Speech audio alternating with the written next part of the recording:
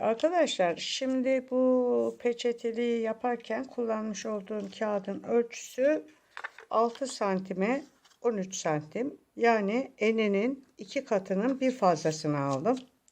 Öbür türlü çok bolluk oluyor ve görüntü hoşuma gitmiyor. Onun için artık bir katını almaya başladım.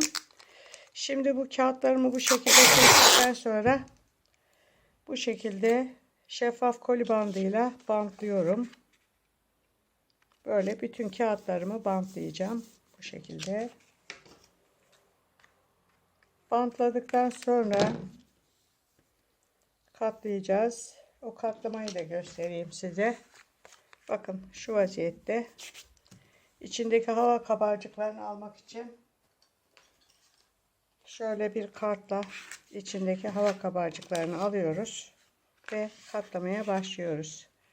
Önce şöyle ikiye katlıyorum. Sonra açıyorum. Ortadan tekrar ikiye katlıyorum. Döndürüyorum. Diğer yarıyı yine ortaya gelecek şekilde ikiye katlıyorum. Ve ağız ağza getirip şöyle ince uzun bir şerit haline getiriyorum. Sonra bunu tekrar şöyle ortadan ikiye katlıyorum. Kırıyoruz burayı. Şuradaki fazlalığımızı keselim. Ve bu yarıyı ortaya gelecek şekilde katlıyoruz. Şurayı kırıyoruz. Sonra diğer yarıyı da ortaya gelecek şekilde katlıyoruz. Ve kırdıktan sonra şöyle ağız ağza getiriyoruz. Kağıt katlama şeklimiz bu arkadaşlar. Bu şekilde kağıtlarımızın hepsini tek tek katlıyoruz. Şimdi kağıtları katladıktan sonra takma işlemini yapacağım. Peçetenin girip çıktığı bölüm. O kısmı size göstereceğim. Bakın şurası kalabalık, şurası kalabalık. Tenha kısım ve birbirine geçecek şekilde şöyle takıyorum bunu birbirine. Bakın şu vaziyette taktım. Şöyle taktım. Şimdi bunu şöyle koyduğum zaman şu iç kısımlarının böyle kırılması lazım. Şu kısımların. Kırılacak şekilde ben kağıt takıyorum. Şimdi bir tane de beyaz takacağım buraya. Şimdi bakın şunu kıracağım. Onu kırmadan önce şuraya ben bir beyaz kağıt takıyorum. Şu kısmına bir beyaz kağıt takıyorum. Şöyle.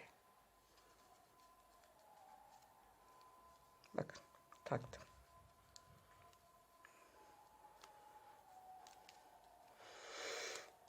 Şimdi şunu kırmam gerekiyor. Bunu muntazam kırabilmek için şurası boş ya. Şuradan arkadan şöyle bir rastgele bir kağıt sokayım. Kırdıktan sonra bunu çıkaracağım. Şu arayı açıyorum. Bakın şu arayı açıyorum ve kırıyorum. Şöyle kırıyorum ve katlıyorum.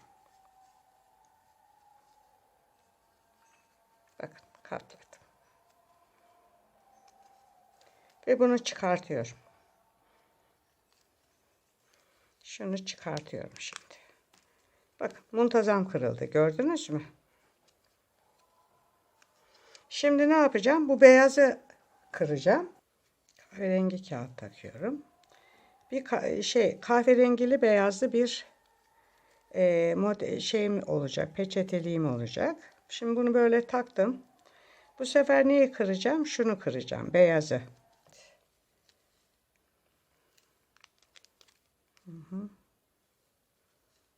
Taktım.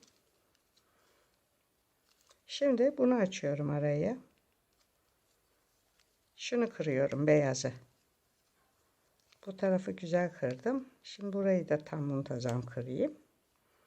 Arkadaşlar kırarken bunları dikkatli kırın. Açık vermeyelim. Şöyle. Bakın muntazam kırdık. Şimdi buraya ben bir tane daha takıyorum. Kağıt. Evet, şimdi bir kağıt daha aldım ve onu da buraya takıyorum. Şöyle.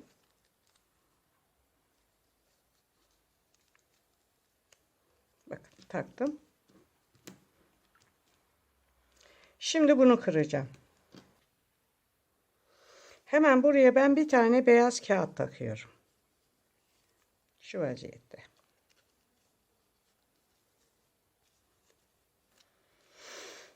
Şimdi bakın. Bu şekilde. Şimdi şuraya ben bir tane kahverengi takacağım. Bakın şuraya bir kahverengi takıyorum.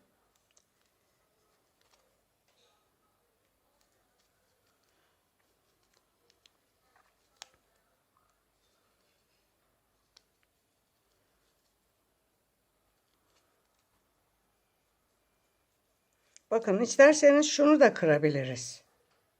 Daha geniş ağız olur ama bence o kadar geniş ağza gerek yok. Şu 3 tanesinin kırılması bile yeterli arkadaşlar. Onun için 3 tanesini kıracağım. O aradan peçeteleri rahatlıkla çekip alabiliriz içeriden. Bakın. Şöyle. Bu sefer böyle gireceğiz. Köşe yapıyorum buraya.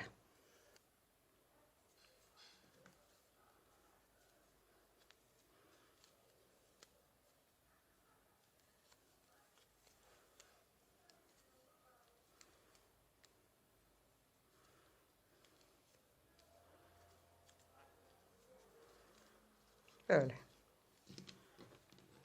Şimdi buraya köşe yapacağım için şu kısımdan şöyle dışarıya çıkacağız. Şu arada.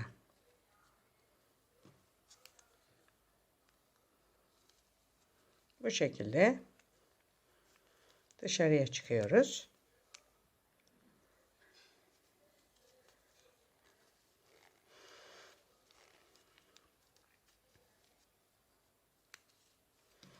Buraya bir köşe yapıyoruz şimdi. Tekrar.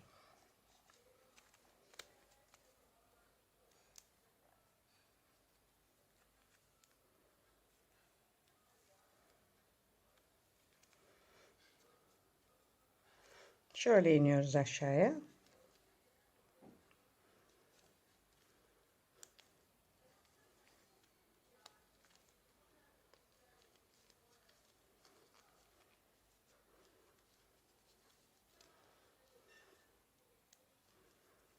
Evet.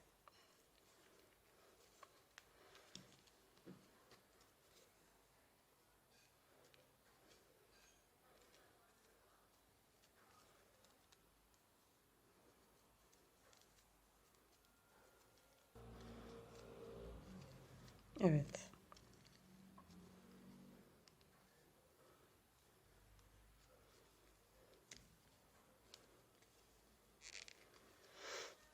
Bakın.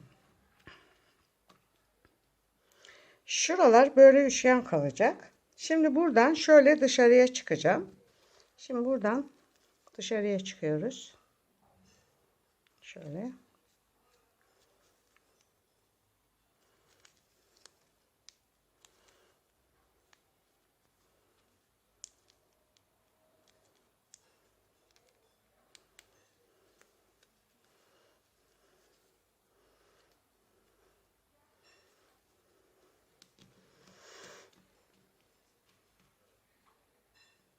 Şimdi buradan böyle giriş yapacağız.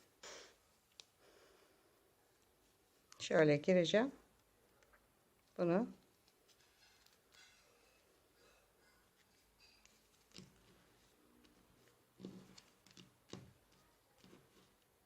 bakın.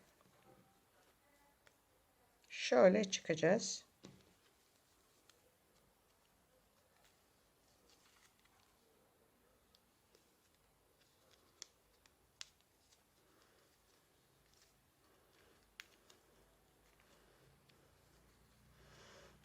Bakın. Buraya beyaz kağıt sokacağız.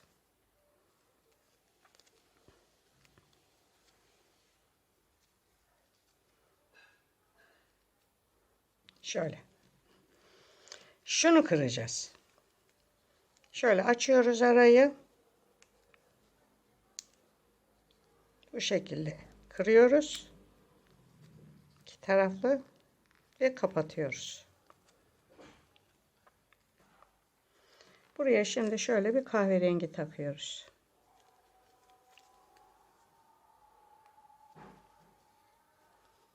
Şöyle taktık. Bunu kıracağız ama bunu kırmadan önce buraya ben bir tane daha böyle kahverengi takıyorum. Şuradan giriyorum. Şöyle. Ve bunun arasını açıyorum. Ve bunu da kırıyorum. Evet. Bakın. Evet. Şimdi bir kahverengi kağıt daha alıyorum. Onu da bu şekilde takıyorum şöyle. Buradan yukarıya doğru çıkıyorum. Şöyle. Bunu da burada. Şu vaziyette çıktım. Evet.